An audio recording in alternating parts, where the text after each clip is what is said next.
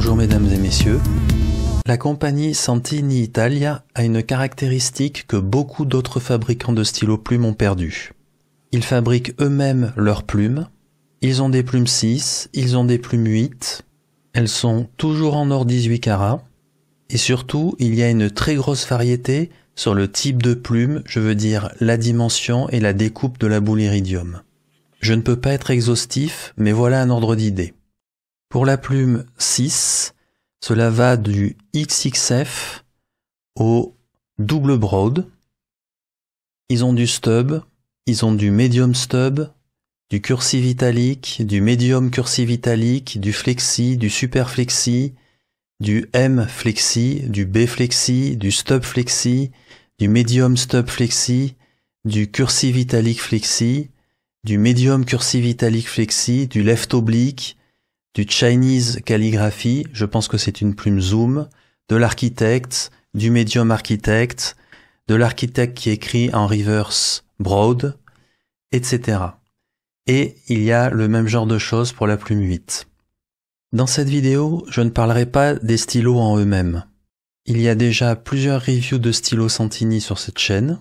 Je me suis surtout dit que comme je possédais 7 plumes différentes de chez Santini, j'allais essayer de montrer à quoi ressemble l'écriture avec ces 7 plumes, en espérant que ça puisse aider au moment du choix, si tant est que vous soyez intéressé par l'achat d'une plume Santini. Il y a aussi un autre intérêt, ceci va permettre aux personnes ne connaissant pas certains styles de plumes d'en voir le résultat en termes d'écriture. Je vais donc tranquillement vous laisser regarder la vidéo. Consécutivement, il y aura l'écriture avec les 7 plumes et je vais mettre des chapitres clairs pour que vous puissiez vous référer rapidement à chaque type de plume. Puis je vous retrouverai à la fin pour quelques commentaires sur les différentes plumes et la conclusion.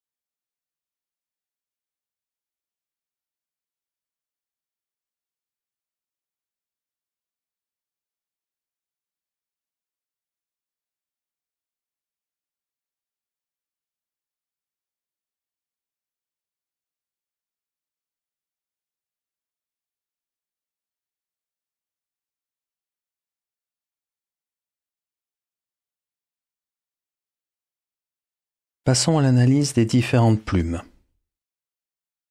Toutes les plumes qui sont ici sont des plumes 6 et les deux dernières sont des plumes 8.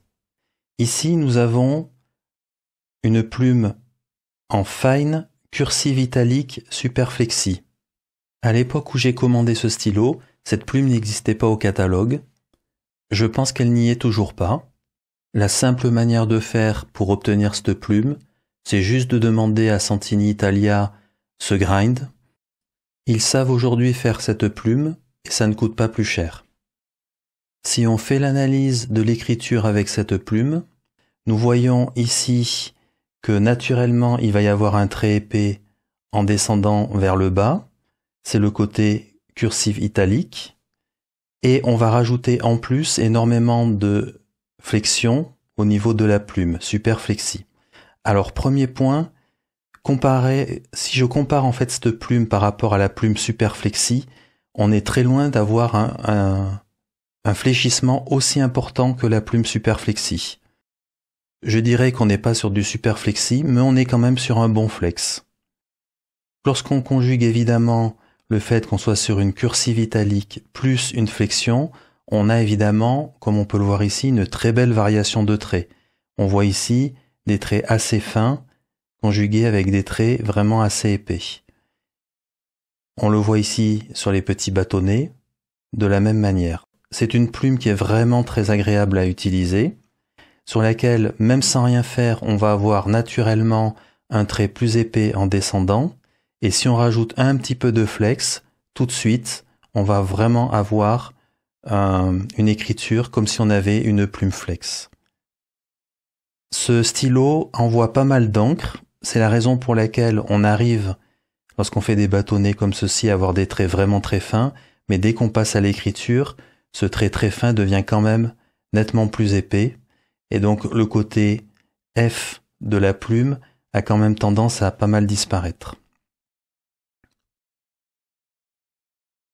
Au niveau de la plume Fine Flexi, ici en rouge, je vais la mettre en parallèle avec cette plume qui est aussi une Fine Flexi en taille 8. Si je compare ces deux plumes, alors ce sont des plumes avec lesquelles on va pouvoir écrire dans les deux cas de manière tout à fait normale, sans aucun problème. On peut voir ici par exemple le Fine, et écrit de manière tout à fait normale sans flexion, et ici écriture normale avec cette plume. Donc ce sont vraiment des stylos qu'on peut utiliser de manière EDC pour écrire tous les jours. Ça donne juste une plume avec un petit peu de souplesse, mais ça fonctionne très bien. Et par contre, quand on met un petit peu plus de force, on a quand même un assez bon fléchissement, comme vous pouvez le voir. Et c'est là où on va bien voir effectivement que la plume 8 a beaucoup plus de flexion que la plume 6, car on voit vraiment l'épaisseur du trait. Ça n'a rien à voir. On est vraiment sur un trait beaucoup plus épais sur la plume 8. Et ça se ressent très bien à l'écriture. On a moins de flexion sur la plume 6 que sur la plume 8. Maintenant, je passe à l'architecte plus B en reverse. C'est une plume que j'adore parce que on peut avoir l'effet architecte ici. Vous voyez le trait horizontal qui est beaucoup plus épais que le trait vertical. Et si on retourne le stylo dans l'autre sens, on a une plume de manière tout à fait standard en B et vous voyez que le trait horizontal et le trait vertical sont de même dimension. C'est vraiment très agréable, les deux sont extrêmement doux, la plume glisse extrêmement bien sur le papier, c'est vraiment une plume super glisse. En ce qui concerne la plume super flexi, alors on a énormément de flexion sur cette plume, il y a pas mal de nerfs aussi, c'est une plume qui est fabriquée grâce à l'épaisseur de la plume, c'est-à-dire c'est pas des découpes, c'est pas des choses comme ça, c'est vraiment l'épaisseur de la plume qui a été réduite. Donc on a pas mal de nerfs sur cette plume, mais elle a un inconvénient, c'est qu'il faut écrire très lentement. Alors au début tout va bien, vous pouvez écrire de manière tout à fait normale, et au bout d'un moment vous allez rapidement avoir des railroads parce que le feed ne se remplit plus. Donc si vous fléchissez au maximum cette plume, assez rapidement, c'est parti pour des railroads. Donc c'est vraiment une plume pour aller tranquillement. En termes de d'EDC, c'est pas une plume pour faire de l'EDC, elle est beaucoup trop flexible pour ça, ou alors il faut vraiment avoir une main extrêmement légère. Nous avons ici une plume extra fine tout à fait standard, donc on peut vraiment voir ici que c'est vraiment très fin. C'est une plume qui fonctionne très bien. À noter, j'ai été obligé un petit peu de la radoucir parce que elle grattait vraiment beaucoup le papier. Elle avait beaucoup de feedback, je trouve beaucoup trop, c'était pas très agréable, mais juste en la smoothant un petit peu, en la rendant un tout petit peu plus douce, c'est devenu une très très bonne plume. Aucun problème donc de ce côté-là, c'est vraiment une EF ou XF, comme Santini l'appelle, qui fonctionne très bien. Nous avons déjà vu la plume Flying Flexi qui fonctionne vraiment très bien. C'est une belle plume qui fléchit vraiment très bien. C'est vraiment une plume que je conseille si vous voulez vraiment pouvoir écrire tous les jours et avoir beaucoup de flexion. Ça fonctionne vraiment hyper bien et comme je le disais, ça fléchit encore plus que la plume 6. Et enfin, je termine par la médium cursive italique. Donc, c'est la même plume que la plume qui est ici, mais en médium et sans le côté super flexi. Donc, on peut voir ici, ça ne fléchit pas et vous pouvez quand même avoir un trait qui est assez épais en allant vers le bas et qui est assez fin à l'horizontale.